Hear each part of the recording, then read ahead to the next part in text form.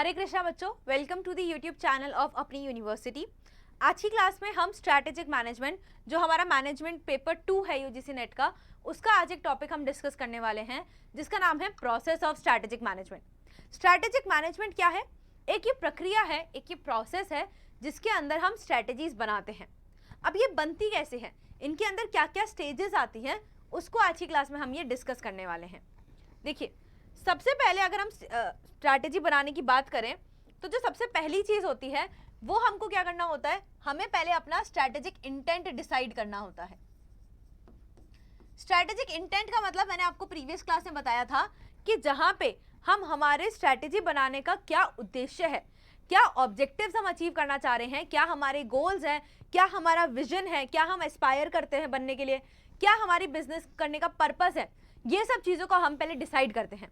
मतलब हम सबसे पहले अपने ऑब्जेक्टिव्स को यहाँ पे सेट करते हैं। ऑब्जेक्टिव सेट करने के बाद हमको यहाँ पे इन्वायरमेंट अपना देखना पड़ता है। भाई आपको पता है बिजनेस जो है, बिजनेस का एक इन्वायरमेंट होता है जहाँ पे बहुत सारे एक्सटर्नल फैक्टर्स हैं जो बिजनेस को इम्पैक्ट करते हैं, जैसे बिजनेस के कस्टमर्स, कॉम्पिटिटर्स, गवर्नमेंट।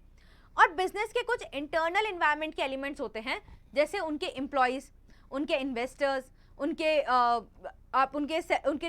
वेंडर्स जो उनको रॉ मटेरियल वगैरह दे रहे हैं। ठीक है, तो ये internal environment and external environment के कुछ कंपोनेंट्स होते हैं जो बिजनेस को इम्पैक्ट करते हैं। तो जब हम हमारे ऑब्जेक्टिव्स को सेट कर लेते हैं, दूसरी चीज हमें क्या करनी होती है, हमें हमारे इन्वायरमेंट को स्कैन करना होता है। अब स्कैनिंग के लिए हम बहुत सारे अलग अलग तरीके के टूल्स को इस्तेमाल करते हैं। जैसे आपको अगर इंटरनल एनालिसिस करना है तो आप स्वॉट का स्ट्रेंथ एंड वीकनेस एनालिसिस कर सकते हो, या फिर आप रिसोर्स बेस्ड व्यू को आप यूज कर सकते हो। अगर आपको एक्सटर्नल एनवायरनमेंट का एनालिसिस करना है तो आप पेस्टल एनालिसिस करोगे।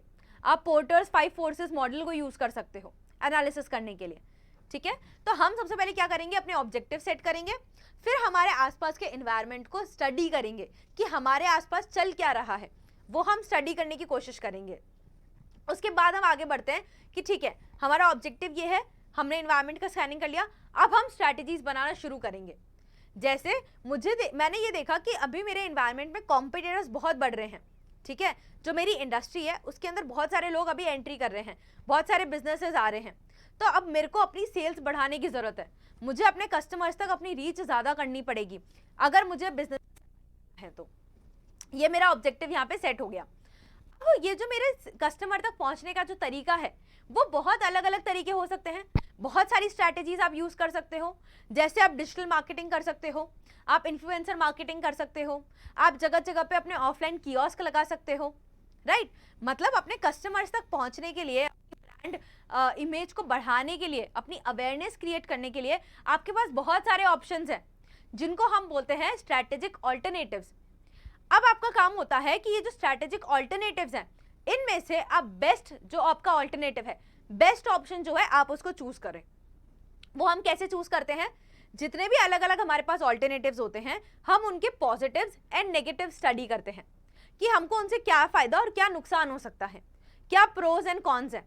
ये स्टडी करने के बाद हम जो बेस्ट ऑप्शन जो होता है, जो हमको बेस्ट स्ट्रैटेजी लगती है, उसको हम बना लेते हैं। ठीक है, यहाँ पे आपका काम हो जाता है स्ट्रैटेजी फॉर्मुलेशन का। स्ट्रैटेजी फॉर्मुलेशन के बाद आप जो अपने स्ट्रैटेजी बनाई है, अब आप उसको इंप्लीमेंट करना शुरू करते हो, स्ट्रैटेजी को आप लागू करना शुरू करोगे।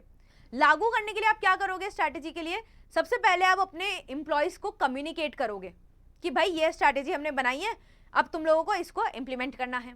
आप उनके लिए रिसोर्सेज लेके आओगे, रिसोर्सेज को एलोकेट करोगे, मतलब रिसोर्सेज को यूज पे लगाओगे। ठीक है, उसके बाद आप एम्प्लॉयज को मोटिवेट भी करोगे, आपको उन्हें लीड भी करना पड़ेगा, आपको उनकी परफॉर्मेंस भी देखनी पड़ेगी, अगर उनको कोई दिक्कत आ रही है तो वो दिक्कत भी आपको सॉल्व करनी पड़ेगी। तो ये जो सारी चीजें हैं, ये सब आती हैं स्ट्रैटेजिक इंप्लीमेंटेशन में।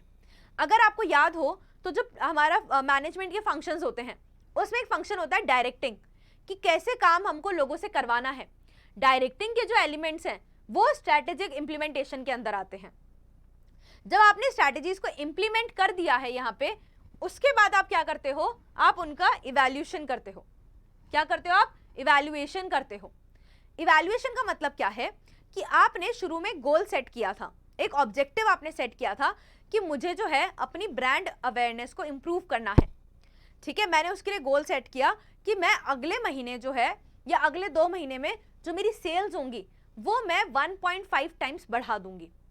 ठीक है, जैसे मेरी जो पिछले महीने की सेल्स हुई है उससे अब जो मेरी अगले मंथ की सेल्स होंगी वो 1.5 टाइम्स ज्यादा होंगी। ठीक है, उसी के लिए मैंने स्ट्रैटेजी बनाई, वही स्ट्रैटेजी को मैंने इंप्लीमेंट कर दिया। अब स्ट्रैटेजिक इवैल्यूएशन में मैं ये चेक कर रही हूं यहाँ पे कि जो मैंने गोल सेट किया था, जो मेरा ऑब्जेक्टिव मैंने सेट किया था, क्या वो ऑब्जेक्टिव मैं अचीव कर पाई हूं या नहीं इस स्ट्रैटेजी से। ठीक है, कि मैंने देखा कि भाई मैंने डिजिटल मार्केटिंग करी, मैंने स्ट्रैटेजी अपनी अच्छे से इंप्लीमेंट करी, अब मैं देख रही हूँ कि क्या वो स्ट्रैटेजी इंप्लीमेंट करने से क्या मेरे जो सेल्स है वो वाकई में 1.5 टाइम्स बढ़ी है या नहीं। इसको हम बोलते हैं स्ट्रैटेजिक इवैल्यूएशन। अगर यहाँ पे मेरी सेल्स नहीं बढ़ी है, अगर मेरी सेल्स कम हो गई है, 1.5 टाइम्स नहीं बढ़ी है, तो मैं अपनी स्ट्रैटेजी को दोबारा देखूंगी कि कहाँ मैंने गलती कर दी है, मैं दोबारा उस पर काम करूंगी। अगर मेरा गोल अचीव हो जाता है तो मैं सेम स्ट्रैटेजी को कैरी फॉरवर्ड करते हुए अपने नए नए ऑब्जेक्टिव सेट करूंगी। ठीक है, हर महीने का ऑब्जेक्टिव मैं नया सेट करूंगी और सेम स्ट्रैटेजी को मैं बार बार फॉलो करूंगी, बिकॉज ये स्ट्रैटेजी मुझे रिजल्ट्स दे रही है। ठीक है, तो इवैल्यूएशन में हम क्या करते हैं, हम हमारी स्ट्रैटेजी को चेक करते हैं कि क्या हमारी स्ट्रैटेजी फेल हो गई है या फिर पास हो गई है, क्या हम हमारे गोल्स को अचीव कर पाए हैं या नहीं। ठीक है, अगर आप नहीं कर पाए होते हो तो अपनी स्ट्रैटेजी में कुछ ना कुछ चेंजेस लेके आते हो, कुछ इंप्रूवमेंट करते हो। ये जो इंप्रूवमेंट करने का जो प्रोसेस है, जो अपनी स्ट्रैटेजीज के अंदर इंप्रूवमेंट करते हो, इसको हम बोलते हैं स्ट्रैटेजिक कंट्रोल। ठीक है, इसे हम बोलते हैं स्ट्रैटेजिक कंट्रोल। तो स्ट्रैटेजी फॉर्मुलेशन का प्रोसेस क्या हुआ, स्ट्रैटेजिक मैनेजमेंट का प्रोसेस क्या है।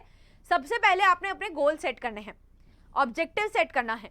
ऑब्जेक्टिव सेट करने के बाद एनवायरनमेंट को स्कैन करना है, अपने आसपास के एनवायरनमेंट की स्टडी करनी है कि इंटरनल एनवायरनमेंट में क्या हो रहा है, एक्सटर्नल एनवायरनमेंट में क्या हो रहा है। आपको खबर होनी चाहिए कि आपके आसपास क्या हो रहा है, मार्केट में क्या ट्रेंड्स चल रहे हैं, आपके कॉम्पिटिटर्स क्या कर रहे हैं, आपकी कंपनी में एम्प्लॉयज़ क्या कर रहे हैं, आपके इन्वेस्टर्स क्या चाह रहे हैं, आपके वेंडर्स किस तरीके के हैं। ये सारा एनवायरनमेंट एनालिसिस आपको करना होता है। उसके बाद आप अलग अलग स्ट्रैटेजिक ऑल्टरनेटिव्स देखते हो कि क्या स्ट्रैटेजिक ऑप्शंस हमारे पास हैं। ठीक है, उसके बाद आप उनमें से बेस्ट अपनी स्ट्रैटेजी को चूज करते हो। ठीक है, इससे आपकी बन जाती है स्ट्रैटेजी फॉर्मुलेशन। आपकी स्ट्रैटेजी बन गई, उसके बाद आप उन स्ट्रैटेजीज को इंप्लीमेंट करते हो। इंप्लीमेंटेशन में आप कम्युनिकेशन करते हो, मोटिवेशन करते हो, ठीक है, आप रिसोर्स एलोकेशन करते हो। ये सारी एक्टिविटीज इंप्लीमेंटेशन के टाइम पे होती हैं। इंप्लीमेंटेशन के बाद आता है इवैल्यूएशन एंड कंट्रोल। आप ये चेक करते हो कि आपकी स्ट्रैटेजी पास हुई है या फेल। अगर पास हो गई है तो बहुत बढ़िया, अगर फेल हो गई है तो आप स्ट्रैटेजिक कंट्रोल करते हो, मतलब एग्जिस्टिंग स्ट्रैटेजीज में कुछ ना कुछ बदलाव लाने की आप कोशिश करते हो ताकि आप उसके अंदर इंप्रूवमेंट लाओ और आपकी स्ट्रैटेजी अगली बार वर्क करे। ये है आपका स्ट्रैटेजिक मैनेजमेंट का process. Thank you. Hare Krishna.